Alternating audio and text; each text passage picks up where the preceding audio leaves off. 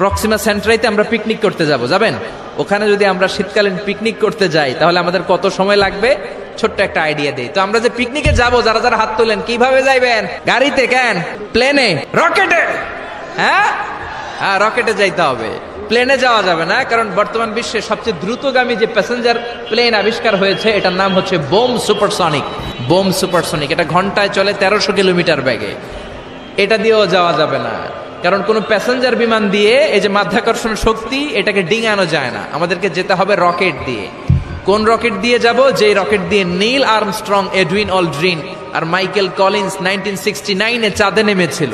ওই রকেটটার নাম হচ্ছে অ্যাপোলো 11। যারা যারা হাত তুলছেন একটু নামটা মুখস্থ রাখেন, অ্যাপোলো 11। তা না হলে আপনি ঘুরে আসলে লোকেরা জিজ্ঞেস করতে পারে কোন রকেটে গেছিলেন, তখন বলতে হবে না অ্যাপোলো 11-এ গেছিলাম। তো ঠিক আছে, যারা যারা হাত তুললেন তারা আর আমি এখন পৃথিবী থেকে সবচেয়ে কাছের যে তারাটা প্রক্সিমা সেন্ট্রাই তার নাম, ওইখানে পিকনিকে যাব।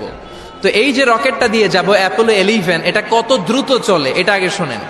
এই অ্যাপোলো 11 সেকেন্ডে চলে 11 কিলোমিটার বেগে, মিনিটে চলে 660 কিলোমিটার বেগে, আর ঘন্টায় চলে 39,000 কিলোমিটার বেগে। সুবহানাল্লাহ, মজা করে কইতে পারলেন না? আচ্ছা, বাংলাদেশ থেকে আমেরিকা কত কিলো হবে? 8-10,000 কিলো।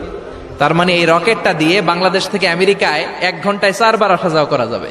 সুবহানাল্লাহ পড়েন। তো যারা যারা হাত তুলেছেন, আসেন আমরা এই রকেট দিয়ে পৃথিবীর সবচাইতে কাছের তারা প্রক্সিমা সেন্ট্রাইতে শীতকালের পিকনিকে যাব।